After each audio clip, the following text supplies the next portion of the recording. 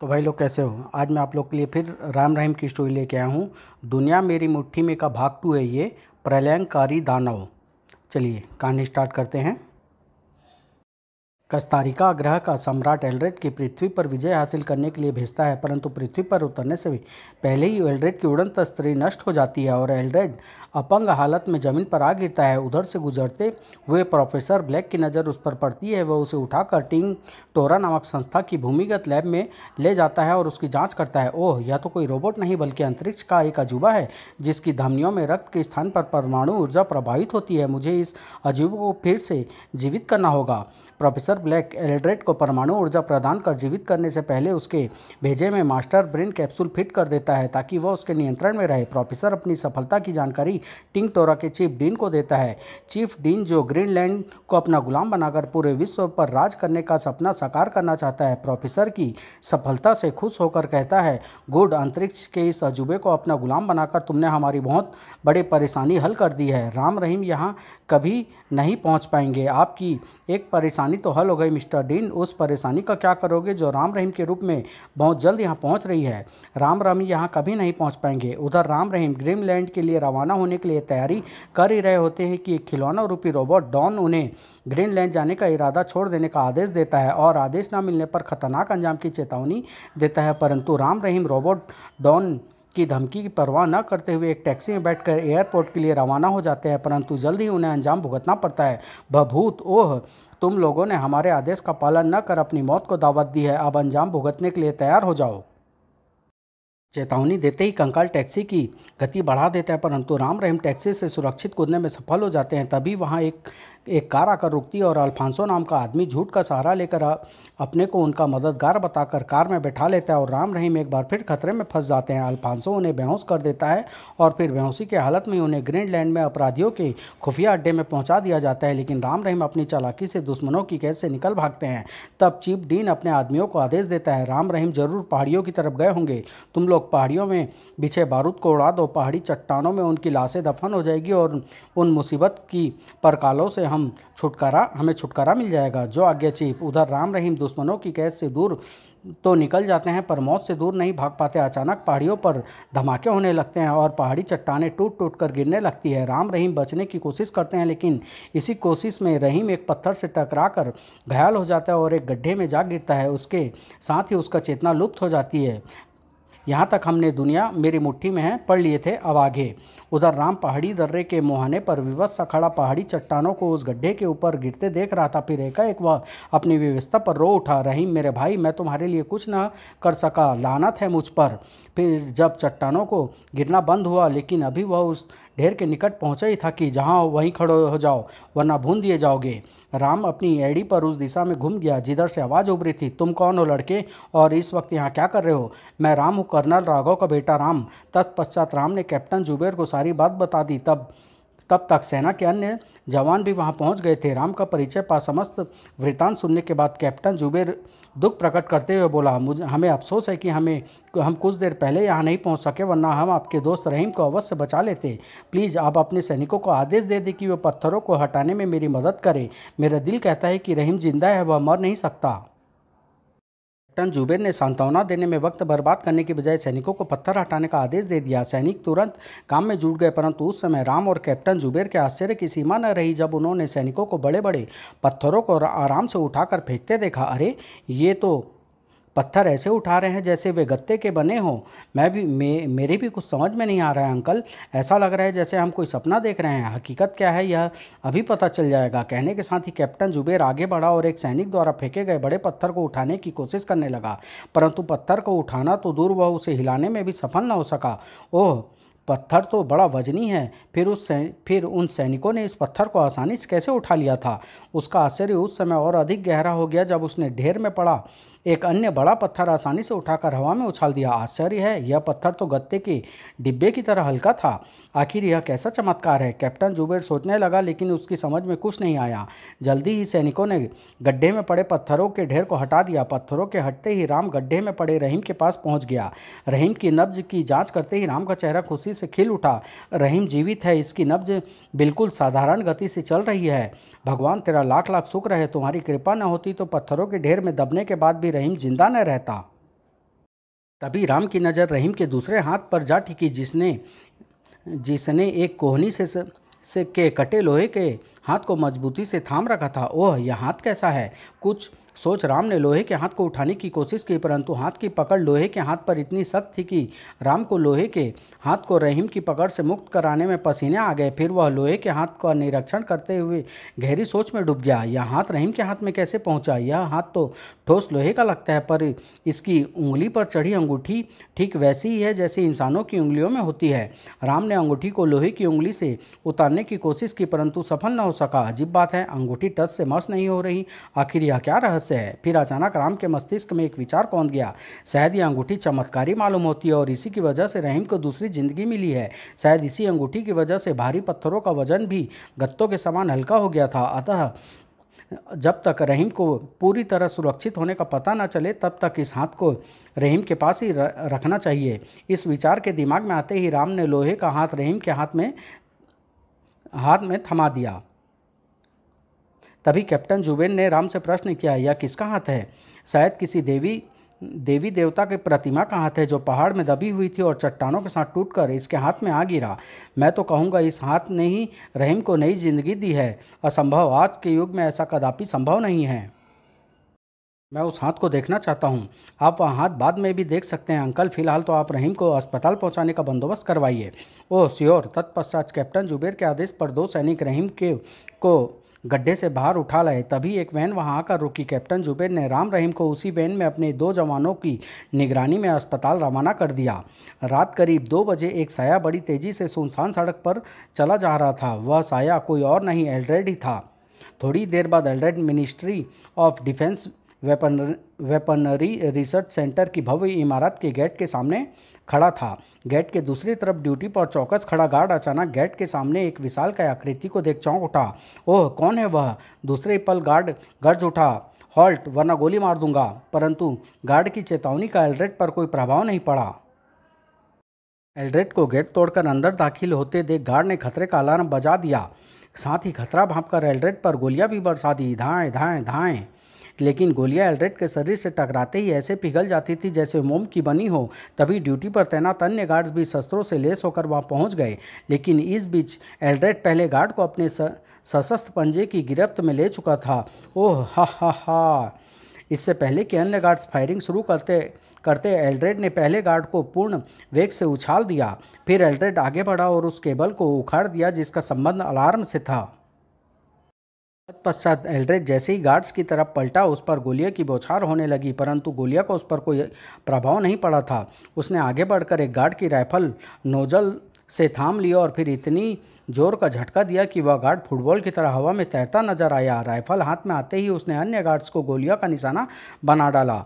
Guards का काम तमाम होते ही वह राइफल वहीं फेंक इमारत के मुख्य द्वार की ओर बढ़ गया। जल्द ही वह उस कक्ष का दरवाजा तोड़ता हुआ अंदर दाखिल हो रहा था, जिसमें रखी मजबूत सेफ में रेड फाइल रखी थी। कमरे में दाखिल हो एल्ड्रेड ने कमरे का निरीक्षण किया, फिर हिंसक हुंकार भरता हुआ सेफ के निकट पहुंच गया। दूसरे ही पल उसने सेफ को मजबूत मोटी चादर ऐसे फाड़ डाली जैसे वह लोहे की न हो, गत्ते की हो। फिर एल्ड्रेड ने टूटी सेफ में रखी फाइलों में से लाल रंग की एक फाइल निकाली और जिस रास्ते आया था उसी रास्ते से लौट पड़ा।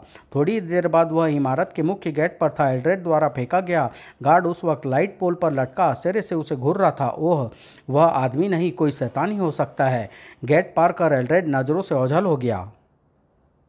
एल्ड्रेड के ओझल होते ही गार्ड पोल से नीचे उतरा और गार्ड रूम की तरफ बढ़ गया। थोड़ी ही देर बाद वह अपने अफसर को वहां घटी घटना की सूचना दे रहा था। सर, मैं नहीं जानता वह यहाँ क्यों आया था, आप फौरन यहाँ आ जाइए। ठीक है, मैं आ रहा हूँ। इतना कहने के साथ ही दूसरी तरफ से संबंध विच्छेद कर दिया गया। घटना की सूचना मिलते ही कर्नल राघव एवं सेना के कई उच्चाधिकारी रक्षा मंत्रालय के वेपनरी रिसर्च सेंटर में पहुंच गए। रेड फाइल की चोरी होने तथा वहां घटी घटना की विस्तृत जानकारी मिलने के बाद कर्नल राघव ने तुरंत एक इमरजेंसी मीटिंग बुलाई और अधिकारियों को संबोधित करते हुए बोले, ऑफिसर्स, रेड फाइल चुरा ली जाने वाली शैतान को जो विवरण हमें मिला है उससे यही जाहिर होता है कि इस चोरी में अंतरिक्ष के उसी मानव का हाथ है जिसे पकड़ने में हम अभी तक नाकाम रहे हैं। लेकिन अंतरिक्ष के मानव को रेड फाइल चुराने की क्या ज़रूरत है?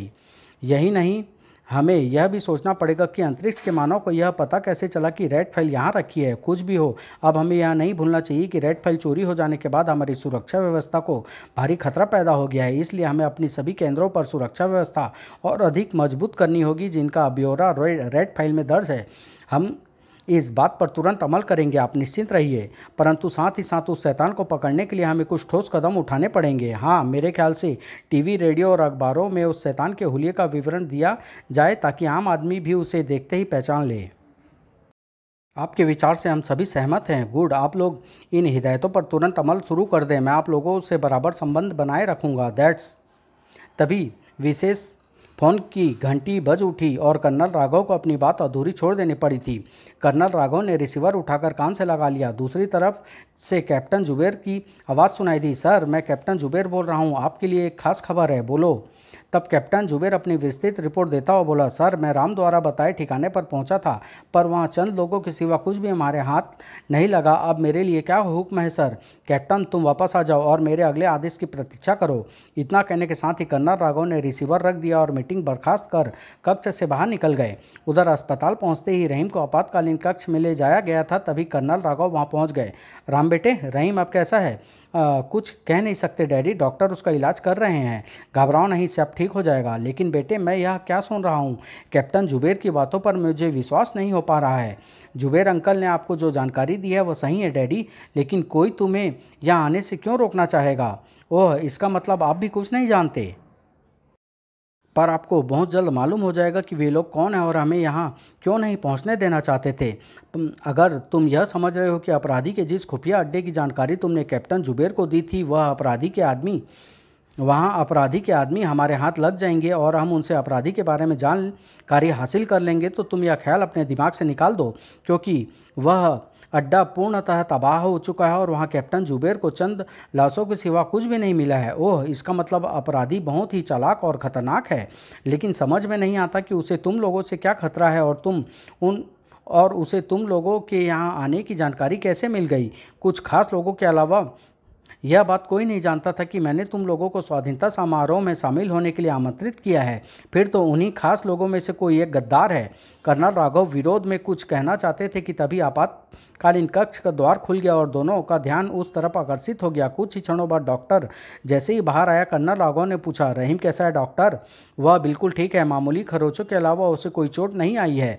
विश्वास नहीं आता कि वह भारी चट्टानों के नीचे दब गया था। क्या हम उससे मिल सकते हैं? हाँ, क्यों नहीं, पर वह अभी बेहोश है। सदमे के कारण वह बेहोश हो गया है। 2-3 घंटे में वह स्वयं होश में आ जाएगा। खतरे की कोई बात नहीं है। Thank you doctor. डॉक्टर का शुक्रिया अदा कर कर्नल राघव राम के साथ आगे बढ़ गए। आपातकालीन कक्ष में दाखिल होते ही कर्नल राघव और राम की नज़र बेहोश पड़े रहीम पर जा टिकी। अचानक राम चौंकते हुए बोला, अरे वह हाथ कहाँ गया? कैसा हाथ? इससे पहले कि राम अपने पिता के प्रश्न का उत्तर देता, वहाँ खड़ा डॉक्टर बोल उठा, वह एक लोहे का हाथ है। हमने उस हाथ को सुरक्षित उस बॉक्स में रखवा दिया है। आप लोग चाहें तो उसे ले जा सकते हैं। ओह, राम ने निश्चिंतता की सांस ली। तब डॉक्टर ने अलमारी में रखा बॉक्स निकालकर कर्नल राघव को थमा दिया और नर्सों के साथ बाहर चला गया। उसके जाते ही कर्नल राघव ने ढक्कन खोलकर हाथ की निरीक्षण किया और फिर ढक्कन बंद कर जिज्ञासु स्वर में राम से प्रश्न किया, तुम किसी मूर्ति के हाथ को इतना महत्व क्यों दे रहे हो राम बेटे? इस हाथ को आप साधारण हाथ ना समझे डैडी, मैं इस हाथ का एक बहुत बड़ा चमत्कार देख चुका हूँ। तत्पश्चात राम ने घटना स्थल पर हुई घटनाओं का ब्यौरा अपने पिता को दे दिया। राम की बात सुन कर्नल राघव मुस्कुरा कर बोले, आश्चर्य है कि आज के युग में भी तुम ऐसी चमत्कारी बातों पर विश्वास करते हो। मैंने जो महसूस किया है उसे मैं भला कैसे झुठला सकता हूँ डैडी? इस हाथ में कोई विशेषता अवश्य है। ठीक है, मैं इस हाथ को जांच के लिए प्रोफेसर ब्लैक के पास भिजवा दूंगा, तुम्हारा भ्रम दूर हो जाएगा। तत्पश्चात वे रहीम की ओर आकर्षित हो गए। रहीम अब भी बेहोश पड़ा था। थोड़ी देर वहां रुकने के बाद कर्नल राघव बोले, राम तुम रहीम के पास रुक जाओ। रहीम के होश में आने के बाद तुम इसे लेकर घर पहुंच जाना। मैंने कुछ आदमी अस्पताल के बाहर तुम लोगों की सुरक्षा के लिए तैनात कर दिए हैं, वे तुम्हें घर तक पहुंचा देंगे। ठीक है डैडी, पर मम्मी को अभी हमारे पहुँचने और हमारे साथ घटी घटनाओं के बारे में कुछ मत बताइएगा, ठीक है? अभी तुम्हारी मम्मी को कुछ न बताना ही उचित होगा। तत्पश्चात कर्नल राघव हाथ वाला बॉक्स उठाकर वहां से चले गए। करीब 1.5 घंटे बाद रहीम को होश आ गया। मैं कहाँ हूँ? तुम अस्पताल में हो और बिल्कुल ठीक हो। रहीम फौरन उठकर बैठता हुआ बोला, मुझे विश्वास नहीं हो रहा कि मैं जिंदा हूँ। मैं कैसे बच गया? जाको राके साईं यहाँ मार सके ना कोई। फिर राम ने रहीम के चेहरे पर नज़र गड़ाते हुए पूछा, अच्छा रहीम, यह बताओ वह हाथ तुम्हारे हाथ में कैसे आ गया था? कौन सा हाथ? कैसा हाथ राम भैया? तब राम रहीम को लोहे के हाथ के बारे में बताता वो बोला, याद करने की कोशिश करो रहीम, जरा अपनी याददाश्त पर जोर डालो, शायद तुम्हें याद आ जाए कि वह लोहे का हाथ तुम्हारे हाथ में कब और कैसे पहुंचा था। मुझे सिर्फ इतना याद आ रहा है राम भैया कि मैं गड्ढे में जा गिरा था और चट्टान मेरे ऊपर आकर गिरने ही वाली थी और मेरी चेतना डूबती जा रही थी।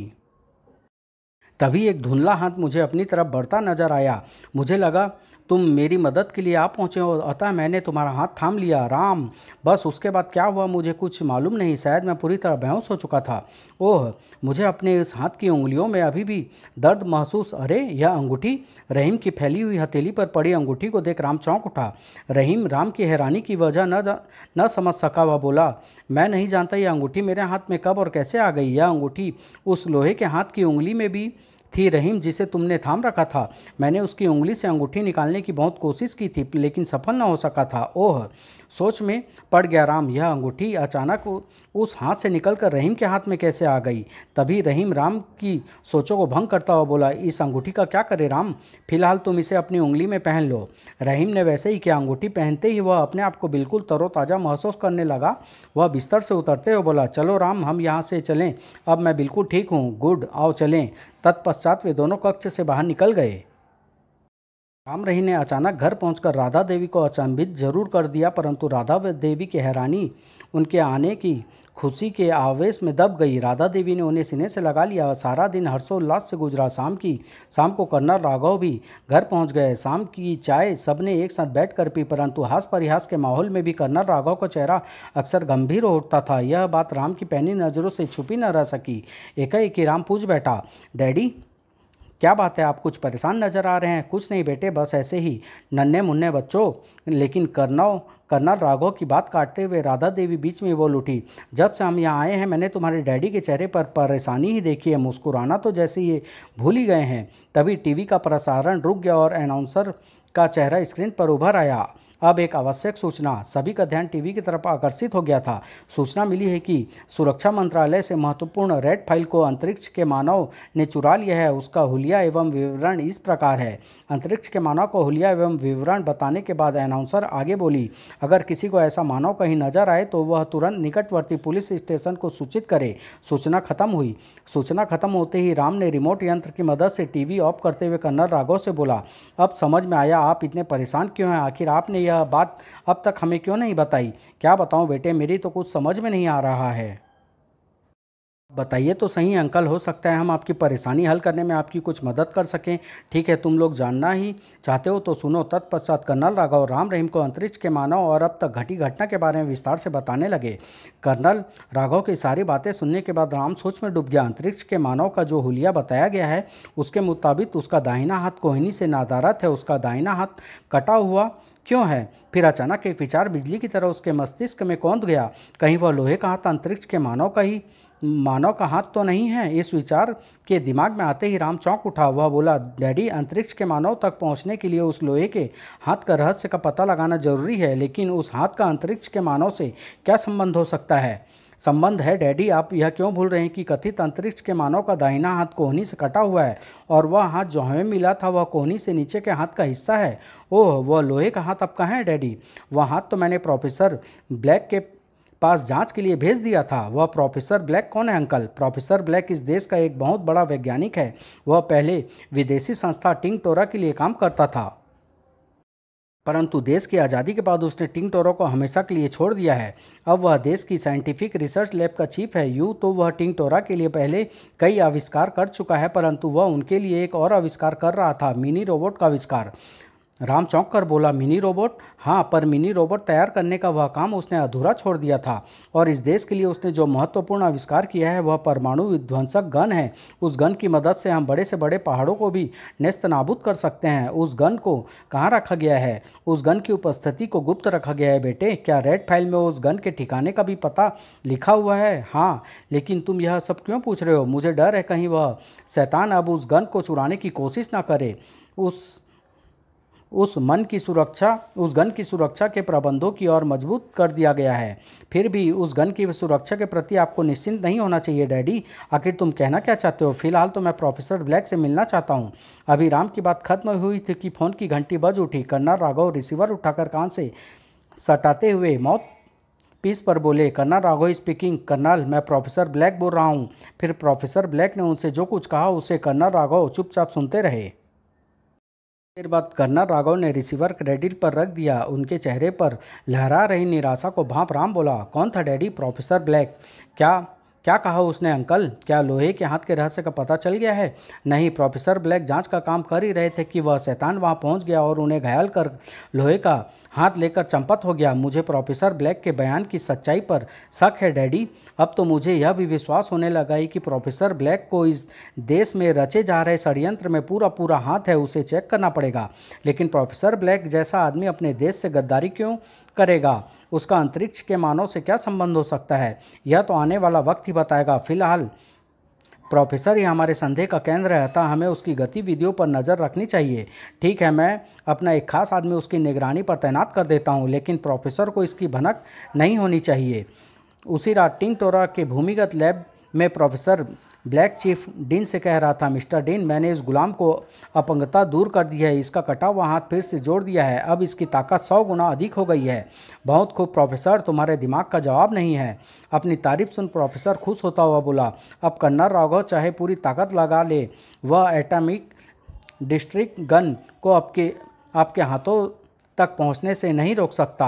नहीं प्रोफेसर, उस गन को पाने से पहले कर्नल और राम रहीम को ख़त्म करना बहुत ज़रूरी है। उन्हें तुम्हारी वफादारी पर शक हो गया है। उन्हें बताई हुई तुम्हारी कहानी तुम्हारे झूठ पर पर्दा नहीं डाल सकी है, इसलिए उन पर कफन डाल देना बहुत ज़रूरी हो गया है। हमें कोई खतरा मोल नहीं लेना चाहते। आपको ज़रूर कोई गलतफहमी हो गई होगी मिस्टर डीन। वह बेवकूफ़ हिंदुस्तानी मुझ पर बहुत भरोसा करता है। यह तुम्हारी भूल है प्रोफेसर। तुम नहीं जानते तुम पर नज़र रखी जा रही है। क्या? कर्नल का एक आदमी तुम्हारा पीछा करते हुए यहाँ तक आ पहुँचा था। लार्गो ने उसे पकड़ लिया है। अब वह हमारी कैद में है। ओह, फिर तो उन्हें ठिकाने लगाने का काम आज रात ही पूरा हो जाना चाहिए। हाँ, शुभ काम में देर करना अक्लमंदी नहीं कहलाती। आप निश्चिंत रहिए मिस्टर डीन, आज की रात उनकी ज़िंदगी की आखिरी रात होगी। प्रोफेसर हिंसक जानवर के समान गुर्राया। उसकी आंखों में भयानक चमक लहरा उठी। रात आधी से अधिक गुजर चुकी थी। राम रहीम गहरी नींद सो रहे थे। अचानक आहट पा राम की आंख खुल गई। वह उठा और खिड़की से बाहर झांकने लगा। वहाँ तो कोई नहीं है। तभी इमारत के मुख्य द्वार पर हुए शक्तिशाली प्रहार ने राम को चौंकाया। वह दौड़ता हुआ नीचे हॉल में आ पहुँचा, लेकिन वहाँ पहुँचकर उसने जो कुछ देखा उसके लिए दुख स्वप्न से कम नहीं था। तुम राम हो ना, मेरे आका के दुश्मन में से एक? ओह, यह तो अंतरिक्ष का वही मानव है जिसकी डैडी को तलाश थी। कहने के साथ ही एल्ड्रेड तेजी से आगे बढ़ा। दूसरे ही पल उसका हाथ बिजली की तेजी से राम को दबोचने के लिए लपका, लेकिन राम फुर्ती से नीचे झुक गया। ओह! फिर इससे पहले कि एल्ड्रेड का हाथ नीचे आता, राम उछलकर उसकी पहुंच से दूर हट गया और उसकी इस हरकत से कुछ क्रुद्ध होकर एल्ड्रेड गुर्राया, मौत से भागने की कोशिश मत करो मिस्टर राम, तुम बच नहीं सकते। मैं तुम्हें ज़्यादा तकलीफ नहीं दूंगा। यह तो तुम्हारी महानता है मिस्टर दानव, पर मैं अभी मरना नहीं चाहता। कहने के साथ ही राम ने उछाल भरते हुए एल्ड्रेड के सीने पर दुलत्ती जमा दी, परंतु जितने वेग से राम ने एल्ड्रेड के सीने पर ठोकर मारी थी, उससे दुगने वेग से राम छिटक कर दूर जा गिरा। आह! मुझे पहले ही बता दिया गया है कि तुम और तुम्हारा साथी रहीम दोनों बहुत चालाक और ख़तरनाक हो। मुझ पर काबू पाने की पूरी कोशिश करोगे, पर मुझ पर काबू पाना तुम लोगों की बस की बात नहीं है।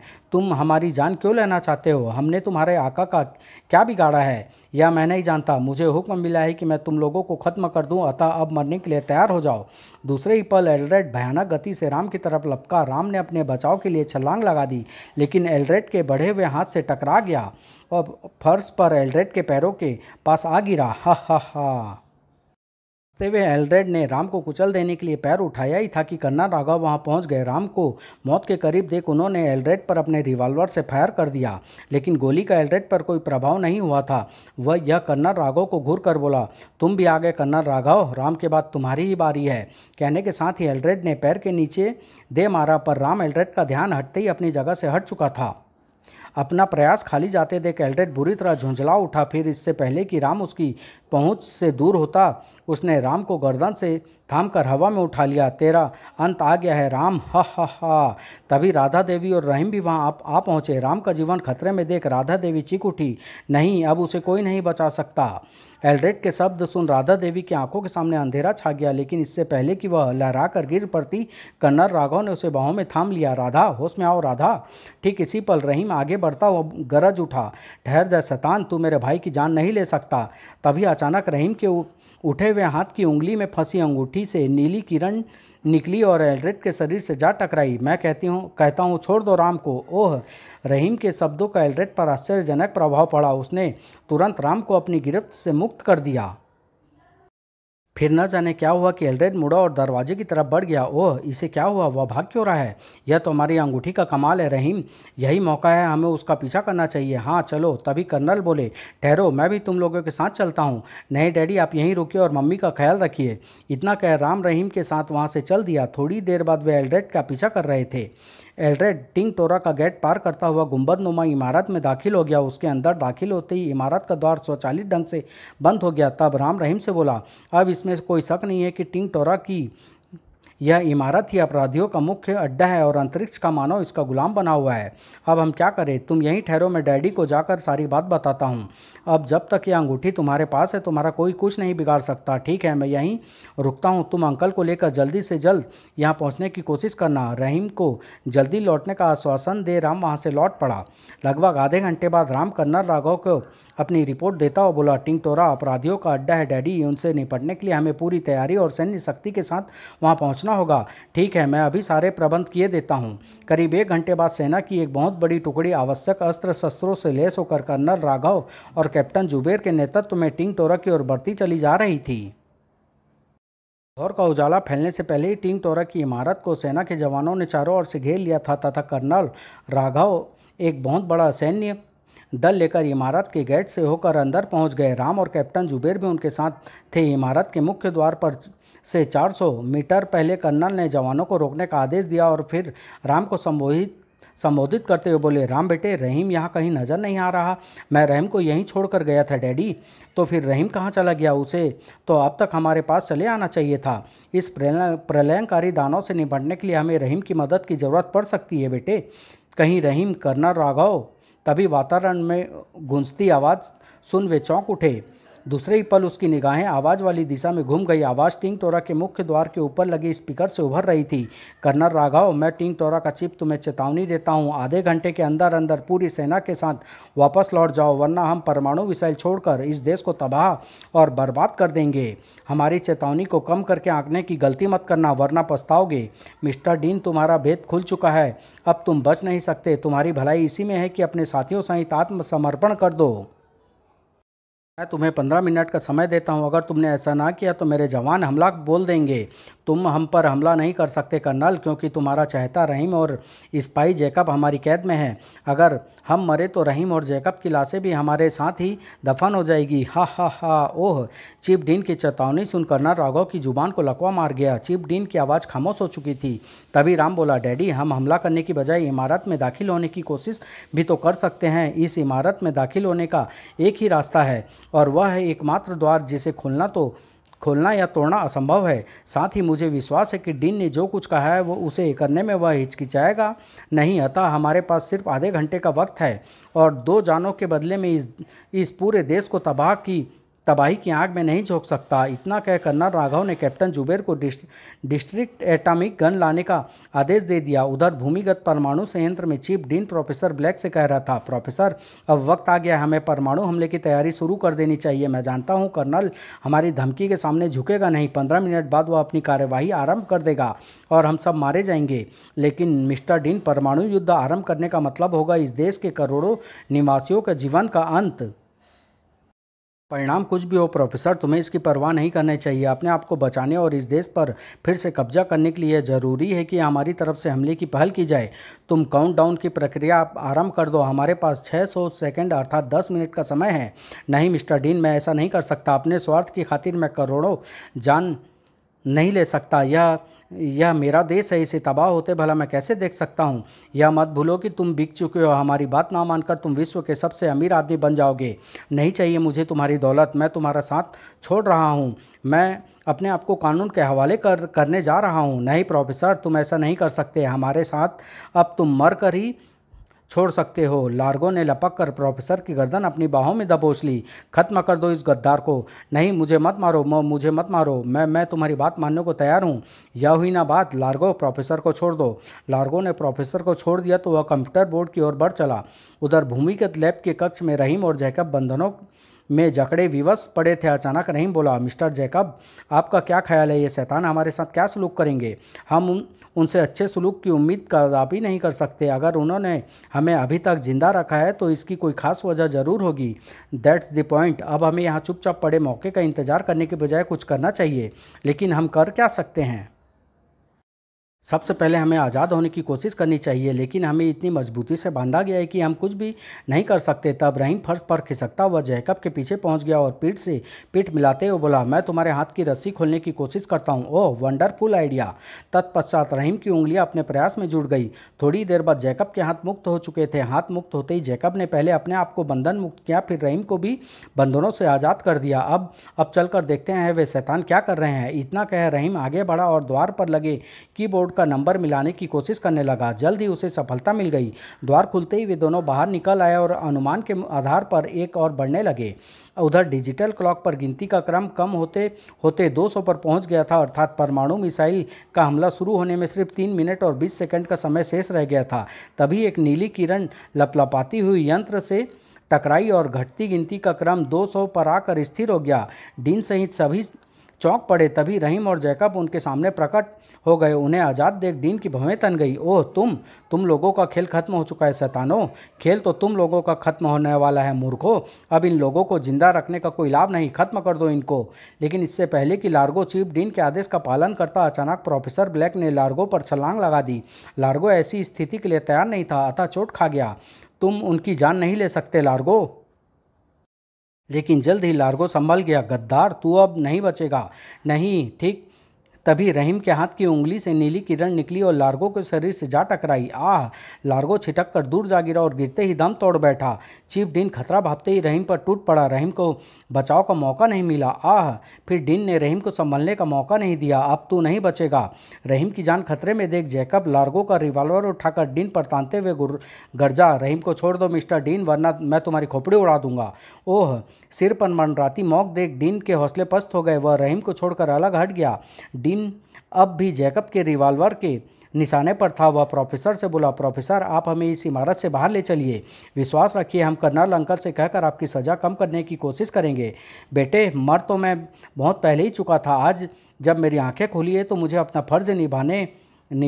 फर्ज बिना किसी स्वार्थ के निभाने दो। तत्पश्चात प्रोफेसर उनका मार्गदर्शन करने लगा।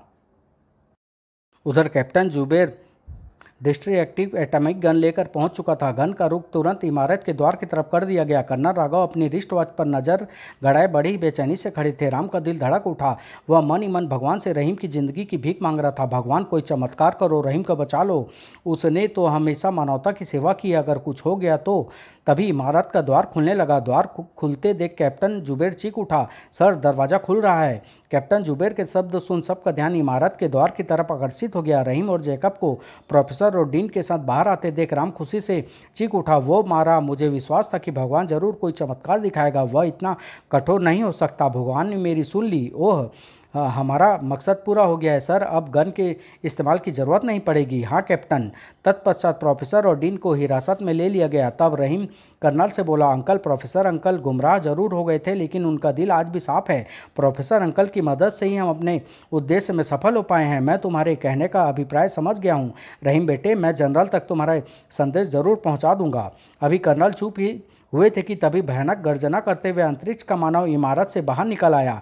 तुम सब मारे जाओगे। तुम जैसे तुच्छ इंसानों की जीवित रहने का कोई हक नहीं है, क्योंकि तुम लोग अपने हित के लिए अपनी ही जाति का विनाश करने पर तनिक भी संकोच नहीं करते हो। ओह, मैं कस्तारिका के सम्राट लुकासो का तुच्छ सेवक एल्ड्रेड पृथ्वी पर विजय हासिल करने आया हूँ। मुझे अपने सम्राट के आदेश का पालन करना है। सम्राट लुकासो पृथ्वी पर हमारी एक नई दुनिया बसाएगा।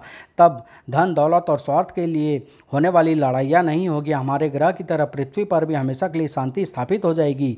एल्ड्रेड, तुम पृथ्वी को जीतने का ख्याल छोड़ दो और अपने ग्रह को लौट जाओ, वरना तुम्हारा नामो निशान तक मिटा दिया जाएगा। तुम लोग मेरा कुछ नहीं बिगाड़ सकते। हम विज्ञान और तकनीक में तुम इंसानों से कहीं ज़्यादा उन्नत और शक्तिशाली हैं। कहने के साथ ही एल्ड्रेड आगे बढ़ा। एल्ड्रेड को निकट आते देख राम रहीम से बोला, रहीम, तुम्हारी चमत्कारी अंगूठी इस प्रलयंकाली दानव को रोक सकती है, इसका इस्तेमाल करो। ठीक है। कहने के साथ ही रहीम ने अपना हाथ एल्ड्रेड की तरफ उठा दिया, लेकिन दूसरे ही पल वह चौंक उठा और हाथ वापस खींचते हुए बोला, राम, वह अंगूठी तो मेरे हाथ में नहीं है। अंगूठी कहाँ गई रहीम? शायद हाथापाई के बीच वहीं गिर गई है। ओह, यह तो बहुत बुरा हुआ। तभी एल्ड्रेड गुर्राया, वह अंगूठी अब मेरे पास है। अपनी ऊर्जा मिलते ही मुझे प्रोफेसर की कैद से आज़ादी मिल गई है। अब मैं आज़ाद हूँ। ओह, तब तुम सब लोग मरने के लिए तैयार हो जाओ।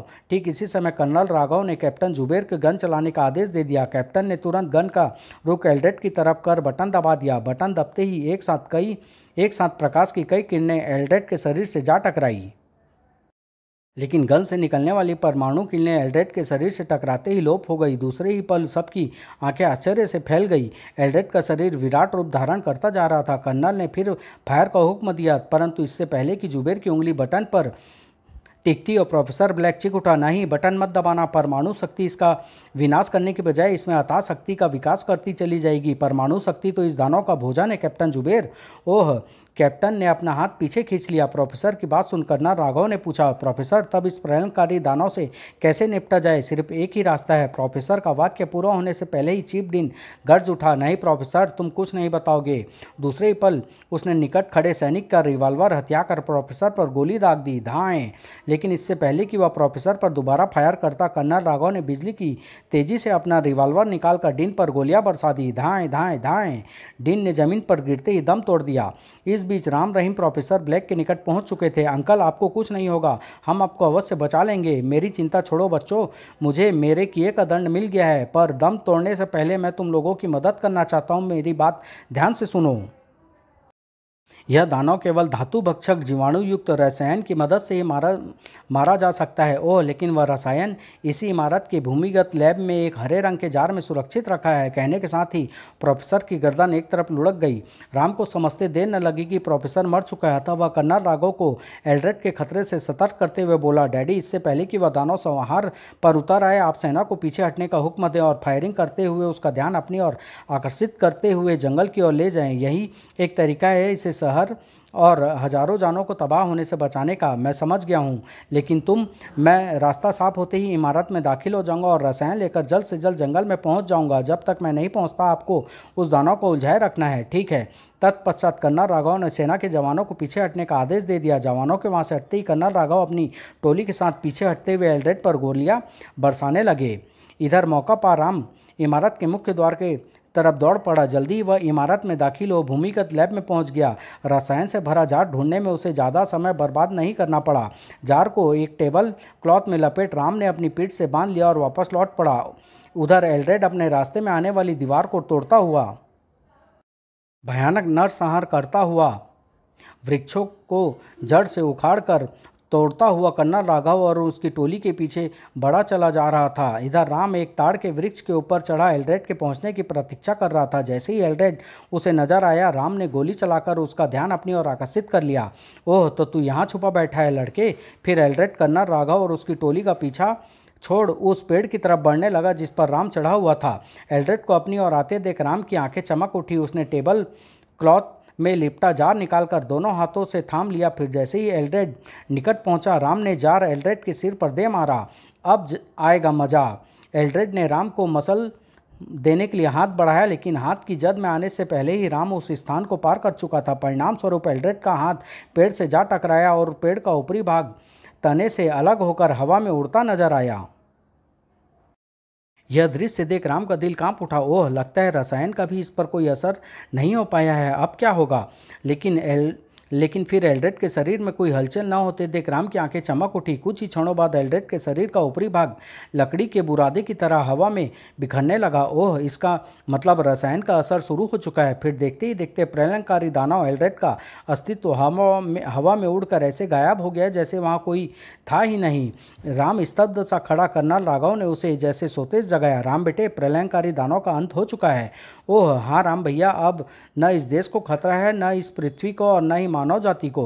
राम ने ठंडी आह भरते हुए रहीम को अपनी बाहों में भर लिया। थैंक्स गॉड, मुबारक हो, हम जीत गए राम।